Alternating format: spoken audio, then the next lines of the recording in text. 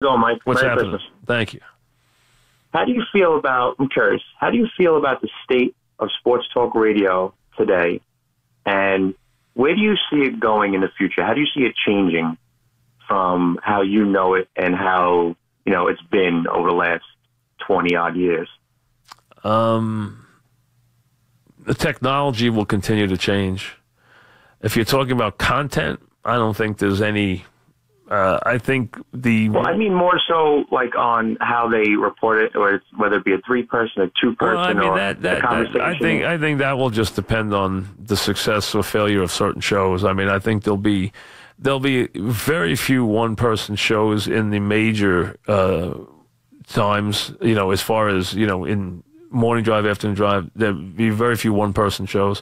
It's quite ironic that the people who started the two-man show and popularized the two-man show now work alone. That's Dog and myself, and have for a decade. But that's all true. When we started, it was pretty much the domain of one person. Now there are multiple people, so I think the multiple people will continue. It's a show that is less reliant on a lot of things if you have multiple people. 2 versus 3 is a very different dynamic. As far as content, the show has to realize now that you, as an audience, have far more information than you did as an audience 15, 20 years ago. You now have standard stuff, things that people in the media only got their hands on. You now get your hands on a daily basis. So the information that we would be privy to only from a media standpoint, you now are privy to also. So the job is less informational and much more opinion and presence than it is about. Do you think podcasts will take over Sports Talk Radio someday? No. I think podcasts are completely separate.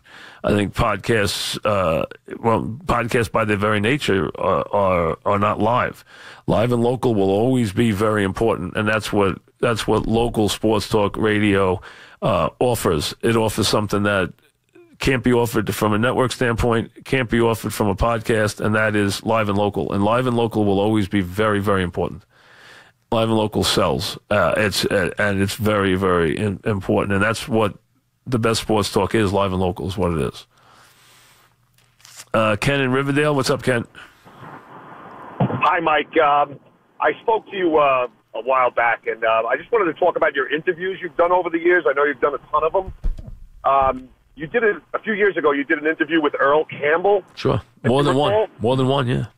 Yeah, but the one that was like a couple of years ago, and it was, I guess, in regard to he was in a Sports Illustrated article and how he was doing at that time, and he was obviously in a lot of pain due to his career. And I just wanted to tell you that was one of the best interviews I think you've ever done, honestly. Well, thank you. I mean, Earl was an interesting article. First of all, he was a great player. I mean, absolutely, and was probably more beat up than any player I ever saw in all my years in the NFL. Probably a guy who was more beat up at a young age than anybody I'd ever seen. Earl Campbell was like an old man before he was 40. I mean, it was scary. There's some guys out there who are badly off. I mean, really, they've been hurt badly, and they're not well off right now. But Earl Campbell was he had arthritis. He had serious joint problems. I mean, he was just a mess physically. Tony in Manhattan. What's up, Tony? How are you, Mike? Good. You had the caller earlier mentioned Brent. I'm just curious, have you had a chance to listen or have you heard about his new series? I know. I tell you where I saw it. I happened to catch the Gumbel feature they did on the HBO show on Brent and on the gambling. They did a feature on it.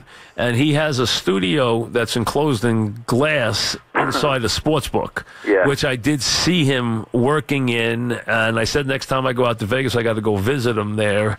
Mike, you have to be on the channel. I know you don't want to talk about what you're doing after, but his channel is basically your Friday show from 5 o'clock, except it's 7 days a week. It's tremendous, and I think it's the perfect spot for you. Well, thank you. But I don't know if that'll happen or not, but I know Brent's involved very much with that channel out there, and he seems to be having fun doing it. And like I said, if I go out there this year, which I was planning to go out in sometime in the spring to Vegas for a couple of days, I would definitely stop by and go on his show. I thought it would be a lot of fun. Al in the Bronx, what's up, Al? Hey, Mike, thanks a lot for taking my call. Yeah. I appreciate what you said about Mr. Shazier, and I didn't say anything. I just said that I don't know what's wrong with him yet. You kind of got some of the real information out as opposed to something. Well, I mean, listen, the people reported some stuff that they were clearly hopeful about, which they got most of that from Vince Williams, which didn't turn out to be true. I mean, so yeah, it's not true, and I just hope everybody keeps. Hopefully he can move. I mean, that's what we're hoping. He can move. I don't care. Mike, I don't care if he plays again. I just hope he can walk. No, neither do I, Mike. I mean, I went through this with Gabe Rivera, a different situation, but I don't ever want to see that happen to anybody. God forbid. Mike, let me ask you a question. You're a lot smarter than me. You're a lot smarter than a lot of guys on the team. You've seen the suspensions, the thing with the suspensions, right? Which team? What are you alluding to? I was talking about with the suspensions that happened with Gronk and then Schuster Smith, and then with the Bengals. Now, let me ask you a question. Where, in a league that keeps telling you they really care about player safety, where is the consistency in any three of those decisions? There isn't. There isn't any. They're trying to send. Am I wrong? I mean, I'm not just. Everyone's saying it. Am I nuts? How can you overturn? What could that guy possibly have said for the Bengals to get his overturned? What could he have said? The point is they are so inconsistent in how they're handling these suspensions. It's utterly ridiculous, and they have to be. They're going to send the wrong message if they're not more consistent. They have to be more consistent. They have to, and what happens is when you have a situation like we're going through with Shazier, which there was no dangerous action. Shazier made a bad form tackle. That's what he did.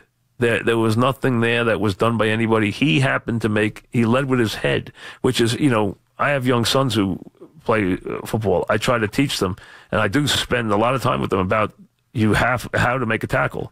And so do the coaches. They spend a lot of time on that. And there's a tackle. If you go look at Shazier, his tackle is so bad from a form standpoint. I mean, he basically led with his head, which is what you cannot do because you can get hurt. And there's the guy, perfect example of somebody getting hurt. Watch that tackle. That should be absolute used as an instructional video for the kids about how not to tackle. And that's what they try to teach you. There's the perfect example. And now he's a very talented player who is obviously not in a good way right now. And he made a very bad form tackle, and he's paying a very heavy price, hopefully not the ultimate price, which would be paralysis. I mean, that's what we're praying that he's not. And we don't have that information yet, but we're hoping to hear it in the next day or two. 3 o'clock, here's Erica.